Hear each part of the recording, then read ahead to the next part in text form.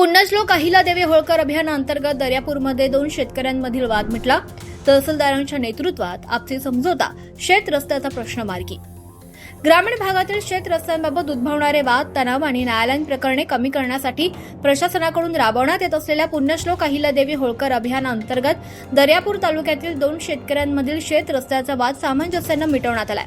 तहसीलदार रवींद्र कानडजे यांच्या नेतृत्वात दोन्ही शेतकऱ्यांमध्ये आपसी समझोता घडवून आणत हे प्रकरण मार्गी लावण्यात आलं। अमरावती जिल्ह्याचे पालकमंत्री चंद्रशेखर बावनकुळे आणि जिल्हाधिकारी आशिष येरेकर यांच्या मार्गदर्शनाखाली हे अभियान प्रभावीपणे राबवण्यात येत आहे। या अभियानाच्या माध्यमातून शेतकऱ्यांमधील शेत रस्त्यांचे वाद परस्पर संवाद आणि सामंजस्याच्या माध्यमातून सोडवण्यावर विशेष भर दिला जातोय। दर्यापूर तालुक्यातील एवदा येथील शेतकरी मयूर महेंद्रकुमार वांदे यांनी त्यांच्या शेतालगत असलेल्या शेतकरी दादाराव मधुकर माहोकार यांनी शेत रस्त्यावर नाली खोदून मार्ग अडवल्याची तक्रार तहसीलदार रवींद्र कानडजे यांच्याकडे दाखल केली होती। तक्रारीची दखल घेत महसूल प्रशासनाने संबंधित ठिकाणाची पाहणी करून सखोल तपासणी केली।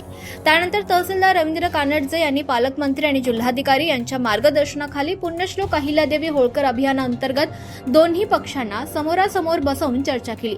तलाठी आणि संबंधित महसूल कर्मचाऱ्यांच्या उपस्थितीत दोन्ही शेतकऱ्यांमध्ये आपसी समझोता घडवून आणत शेत रस्त्याच्या वादाचं प्रकरण निकाली काढण्यात आलं। वाद मिटल्यानं दोन्ही शेतकऱ्यांनी समाधान व्यक्त केलं। यानंतर तहसीलदारांनी दोन्ही शेतकऱ्यांचे तहसील कार्यालयात पुष्पगुच्छ देऊन स्वागत केलं आणि परस्पर सामंजस्याने प्रश्न सोडवल्याबद्दल त्यांचं अभिनंदन देखील केलं। प्रशासनाच्या या सकारात्मक पुढाकारामुळे ग्रामीण भागातील प्रलंबित शेत रस्त्यांचे प्रश्न न्यायालयात न जाता स्थानिक पातळीवर सोडवण्यास मदत होते। त्यामुळे शेतकऱ्यांमध्ये आता एकीचं वातावरण निर्माण होत असून या अभियानाचे शेतकरी वर्गातून स्वागत करण्यात येत आहे। त्याचा होता आम्ही साहेबांना कंप्लेंट केली असता साहेबांनी त्याचा निकाल लावला। अहिल्याबाई होळकर या माध्यमातून साहेबांनी त्याचा तात्काळ निकाल लावला। आता तुमचा कुठलाही वाद राहिला? आता आमचा कुठलाही वाद राहिलेला नाही। आपसी समझोता झाला। आपसी समझोता आमचा निकाल लागलेला आहे। मी आहे तहसीलदार दर्यापूर।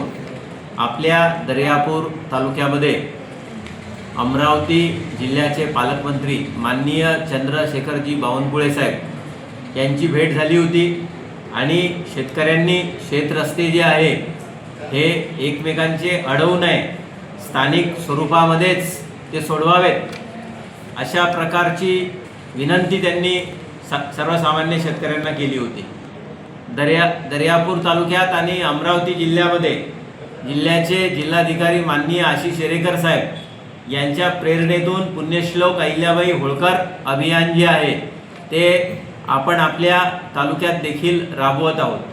आपण आपल्या तालुक्यातल्या प्रत्येक गावामध्ये पुण्यश्लोक अहिल्याबाई होळकर ग्राम महसूल समितीची स्थापना केलेली आहे आणि गावातील शेतकऱ्यांचे शेतरस्त्यांचे प्रश्न असतील किंवा इतर महसुली वाद असतील, सातबाऱ्याविषयक वाद असतील, हे स्थानिक स्वरूपातच ग्राम महसूल समितीने पुढाकार घेऊन मिटवावेत आणि सोडवावेत या दृष्टिकोनातून आपण त्या समित्यांना कार्यप्रवन केलेला आहे।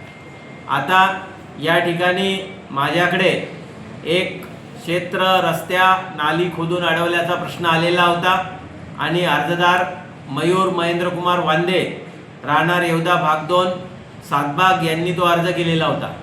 गैरजदार दादाराव मधुकर माहोकर यांनी ती नाली खोदल्याचं त्यांचं म्हणणं होतं।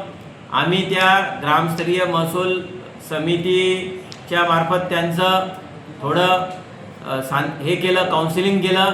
तसंच तलाठी यांनी पण त्याच्यामध्ये पुढाकार घेतला आणि आपण त्यांच्यामध्ये या पुण्यश्लोक अहिल्याबाई होळकर अभियानामध्ये आपसी समझोता जो आहे तो घडवून आणला आणि त्यात गैरअर्जदार यांनी स्वतःहून आपली नाली बुजवून टाकली। त्याच्यामुळे महसुली प्रकरण जे आहे ते महसुली प्रकरण निकाली आपसी समझोत्याच्या आधारे आपण या पुण्यश्लोक अहिल्याबाई होळकर अभियानात निकाली काढलेला आहे आणि शेतकऱ्यांनी आपसामध्ये रस्ता या विषयावरून न भांडता शेती हा शेजार धर्म आहे, निसर्गावर आधारित व्यवसाय आहे, ही गोष्ट लक्षात घेऊन एकमेकांच्या गरजा लक्षात घेऊन आपला शेजार धर्म जर निभावला तर निश्चितपणे शेतरस्त्याचे अनेक प्रश्न मार्गी लागतील, सोपे होतील। त्यातून शेतकऱ्यांचा वेळ पैसा देखील वाचेल।